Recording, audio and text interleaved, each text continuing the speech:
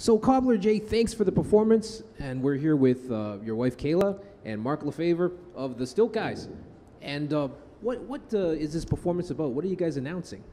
We're basically announcing the kind of the return of the Buskerfest to Windsor. It's going to be in Walkerville next August, I think starting the 14th. August 12th to the 14th, 2016. And the reason why we wanted to announce this year is just to give ourselves plenty of time to line up sponsors and volunteers and supporters and just build the excitement to next August. So exactly 1 year from now, the Buskers will return to Windsor.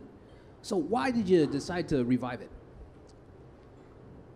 Well, just talking to a lot of people around town, Buskerfest was one of their favorite festivals. My own children, they have fond memories of when Buskerfest was here in Windsor, and it's a perfect type of street festival that fits right into the Walkerville neighborhood and is something that this community deserves. Yeah, I remember those days. You know, the late 90s, early 2000s, used to attract thousands of people. So what happened?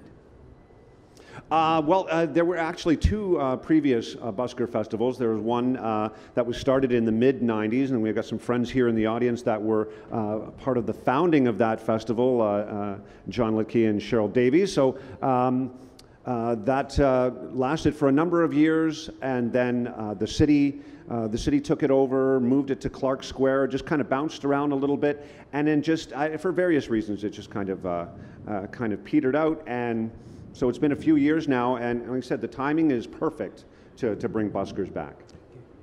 Another great thing about it too is, I mean, from the performance side of it, just kind of looking in as a performer, I've traveled like all around the world. I've talked to other performers, and anytime we talk about Buskers Fest in Canada, we talk about like the major ones, and Windsor's always come up. But I mean, over the last couple of years, it hasn't been happening. So it should be.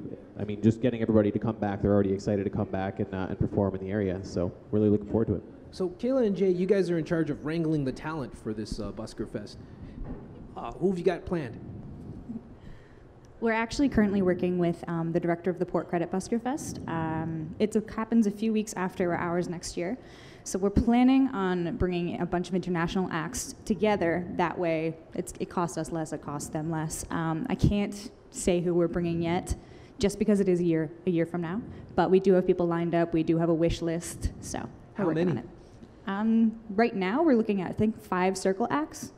5 main stage. Yeah. Mm-hmm. So when you say circle acts, that's like an outdoor venue on the street in which people create a round, is that right? Yeah, basically the way a circle act works is the performer stands in the center. They draw the crowd, they do their show, and at the end of the show they pass the hat, right? So in doing that, you're kind of building a circle around yourself.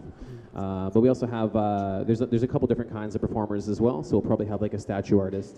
There's some musicians. We're looking to focus on getting a couple local acts in there as well, because I mean it's important to bring the local acts in to help support the city. So in addition to the circle performers, you're going to have wandering buskers moving around the periphery of the area. Yep.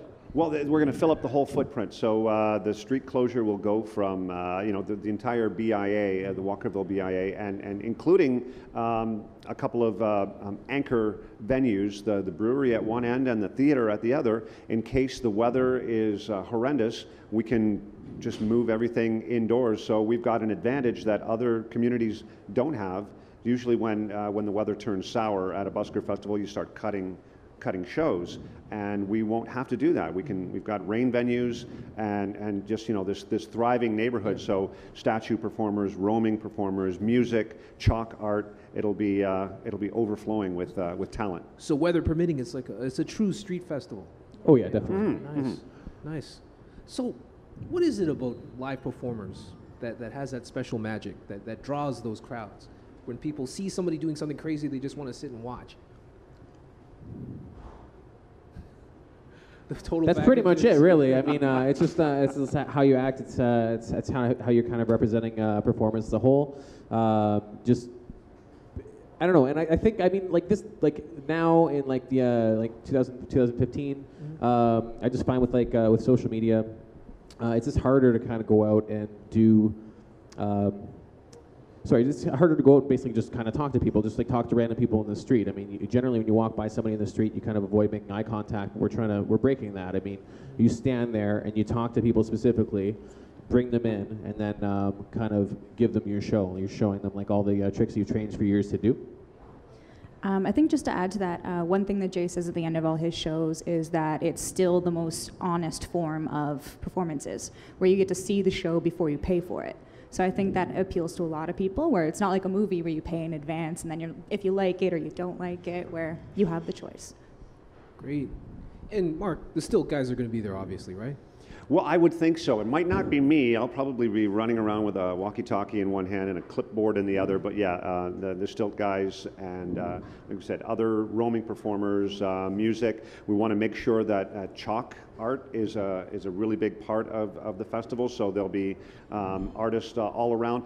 And I also wanted to point out that the Arts Council, Windsor and Region, is going to be the charity partner. They're located right in the BIA, and all of their volunteers and artists in the community will be welcomed into the festival. So not only professional artists coming from out of town, but there's an opportunity for local artists to interact, working with kids and all ages really. So if you want to get down on your knees and create a masterpiece of your own, you'll be able to. Who should people get in touch with if they want to take part in the festival? You know what? There'll be ways to contact throughout the website. So what's the website?